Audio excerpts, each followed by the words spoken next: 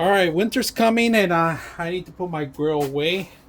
And this is a stove, outdoor stove. You probably only use it for camping, outdoor events, fish boils, and so forth. But today, we're actually going to cover it up. I'm going to put it in my backyard. I don't have no more room in my garage. It's been sitting in my garage because I don't want it to get rusty and weather damages it. So I bought this cover here. And this cover has a double layer for sun protection, all right? So let's see if it fits. Oh, it fits perfect. So let me just make sure it fits completely. I was a little afraid of the wrong size, but as you can see, I took a guess because normally they're all the same sizes.